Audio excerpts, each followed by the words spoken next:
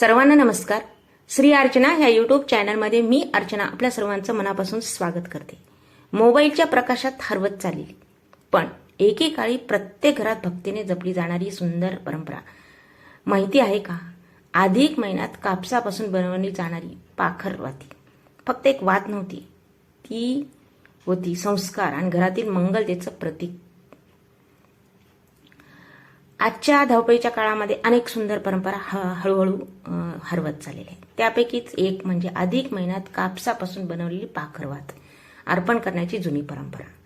पूर्वी घरातील महिला भक्तिभावाने स्वच्छ कापूस घेऊन हाताने सुंदर अशा पाखरवाती करायच्या. काही ठिकाणी या पक्षासारख्या आकारात बनवल्या जायच्या, म्हणून त्याला पाखरवाती म्हटल्या जायच्या.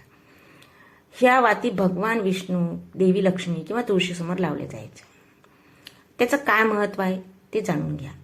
कापूस हा काय पवित्रतेचं प्रतीक मानलेला आहे आणि पाखराचा आकार करणं काय, त्याचा अर्थ काय की शुभ संदेश, आनंद आणि मंगलतेचं प्रतीक मानलेलं आहे. म्हणूनच पाखरवाती लावणे म्हणजे केवळ पूजा अर्चना नव्हे, ते आहे घरातील संस्कार, भक्तीचा प्रकाश जपणे असं मानलं जायचं. पूर्वी काय आजी आई लहान मुलांना जवळ बसून त्या वाती बनवायला शिकवायच्या.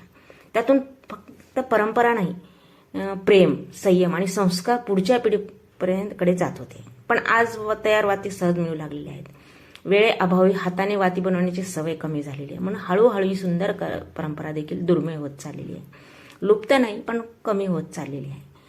तरी काही घरामध्ये आजही अधिक महिन्यामध्ये भक्तिभावाने पाखरवाती तयार केल्या जातात. कारण परंपरा जिवंत राहतात त्या फक्त पुस्तकातून नाही, आपल्या कृतीतून. जुन्या परंपरा विसरू नका, कारण त्या फक्त रीतिरिवाज नसतात, त्या आपल्या संस्कृतीचा जिवंत वारसा असतात. आणि ह्या सुंदर वाती कशा करायच्या? पाखरवाती आपण कापूस स्वच्छ करायचा, स्वच्छ निवडायचा, त्याच्यानंतर त्याच्या वाती टाईप आपण वात करायची अशी लाटल्याप्रमाणे, आणि इकडून आणि इकडं एक कापसाचं गोल गोंडे असे ठेवायचे, म्हणजे ते पंखासारखं दिसतात. म्हणजे पक्षाच्या आकाराच्या त्या वाती बनवल्या जायच्या. आणि हे काय कशामुळं बनवायच्या की पक्षाचा आकार म्हणजे काय, आनंद असतो, शुभ वार्ता, ती सकारात्मक ऊर्जेचं प्रतीक मानलं जातं. आणि ते पाखरवाती लावणे म्हणजे काय, घरात मंगलता, देवकृपेचा प्रकाश आणणे असंही मानलं जायचं. आणि ही एक साधी वात नव्हती, त्या पाखरवातीमध्ये काय भक्ती आणि संस्काराचा सुंदर असा संगम दडलेला असायचा. ही पाखरवाती देवासमोर लावायचं, तुळशीसमोर लावायचं किंवा आपल्या मंदिरात सुद्धा जाऊन लावायच्या. पूर्वी संध्याकाळ झाली की लावायच्या, सकाळ किंवा संध्याकाळ कोणता तरी एक टाइम ठरवून ठेवला जायचा आणि त्या लावायच्या. आणि पूर्वी काय करायचं, संध्याकाळ झाली की आजी आई सगळ्या मिळून वाती बनवायच्या. लहान मुले त्यांच्या भोवती बसून त्या वाती कशा तयार करतात ते उत्सुकतेने पहिले पाहायचे. त्यातून फक्त एक धार्मिक कृती होत नव्हती, संस्काराची परंपरा पुढच्या पिढीपर्यंत पोहोचत होती. म्हणजे पाहून सुद्धा येतच ना आपल्याकडे वाती करताना आणि वाती पाहिलेली कृती आपल्याला येतीच आहे. फक्त पहिल्यांदा थोडंसं अवघड वाटतं, पण वारंवार जर आपण ते केलं तर सोपं होऊन जातं. आणि त्या काळामध्ये प्रत्येक गोष्टीत भक्ती आणि संयम होता. हाताने तयार केलेल्या प्रत्येक वातीमध्ये प्रेम, भक्ती आणि देवावरील विश्वास गुंफलेला असायचा. दिवा लावताना मनात प्रार्थना सुद्धा असायची, घरात सुख राहू, संकट दूर राहू आणि देवाची कृपा कायम राहू. असं मानलं जाते की अधिक महिन्यात केलेलं दीपदान विशेष असं पुण्यदायी असतं. या महिन्यात दिवा लावल्याने घरातील नकारात्मकता दूर होते, मन शांत राहते आणि वातावरण प्रसन्न बनतं असा आपला विश्वास होता.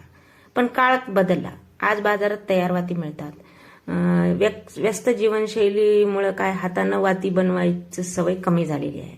मोबाईल, आधुनिकतेच्या युगामध्ये या छोट्या सुंदर परंपरा मागे पडत आहेत.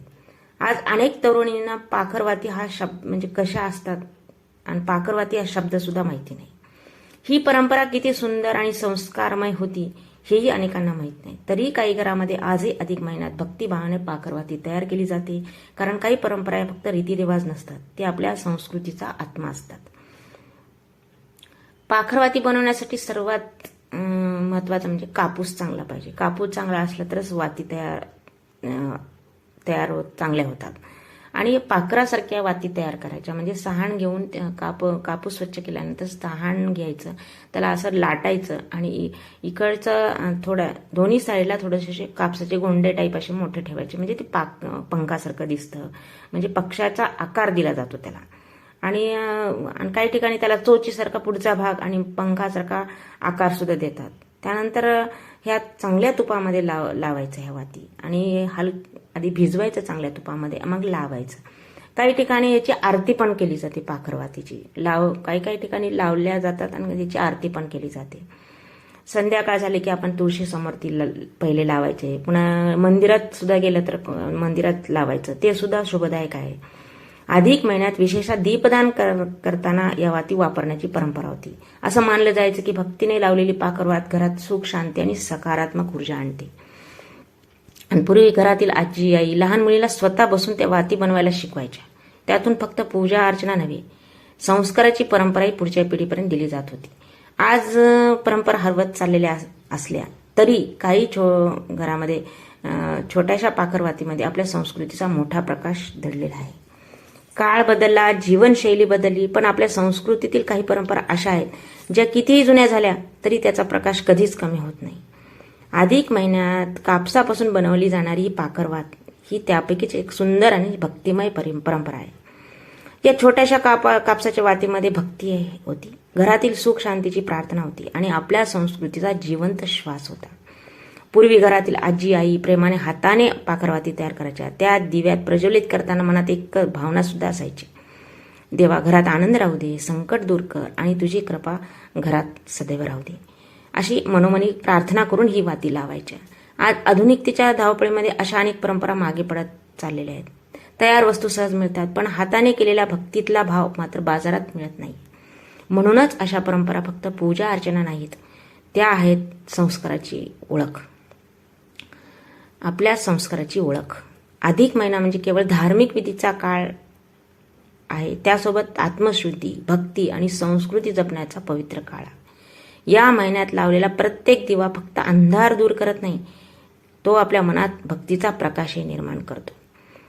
अधिक महिन्यामध्ये छोटीशी भक्ती ही मोठे पुण्य देणारी मानली जाते. म्हणूनच आपल्या घरातील लहान मुलांना या परंपरा नक्की शिकवा, त्यांना पाखरवाती बनवायला शिकवा. कारण संस्कृती पुस्तकातून नाही, कृतीतून जिवंत राहते. जुन्या परंपरा विसरू नका, कारण त्या फक्त रीतिरिवाज नसतात, त्या असतात आपल्या पूर्वजांनी दिलेला आशीर्वाद. या अधिक महिन्यात भक्तीचा दिवा नक्की लावावा आणि आपल्या संस्कृतीचा प्रकाश पुढच्या पिढीपर्यंत नक्की पोहोचवावा. जुन्या परंपरा जपल्या तरच पुढच्या पिढीला आपल्या संस्कृतीचे खरे सौंदर्य मिळते. कारण मंदिरातील दिवा जसा अंधार दूर करतो, तशाच या परंपरा आपल्या आयुष्यात संस्काराचा प्रकाश निर्माण करतात. परंपरा फक्त भूतकाळाची आठवण नसते, ती आपल्या संस्कृतीची ओळख असते. म्हणून अधिक महिन्यातील पाखरवातीसारख्या सुंदर अशा प्रथा जपा, कारण जुन्या संस्कारातच आपल्या भारतीय संस्कृतीचा खरा प्रकाश दडलेला आहे. अधिक महिन्याची भक्ती, परंपरेचा हा पवित्र प्रकाश आणि कापसाच्या छोट्याशा पाखरवातीत दडलेली भक्ती हीच आपल्या संस्कृतीची खरी ओळख आहे. जय पुरुषोत्तम, जय पुरुषोत्तम प्रभू.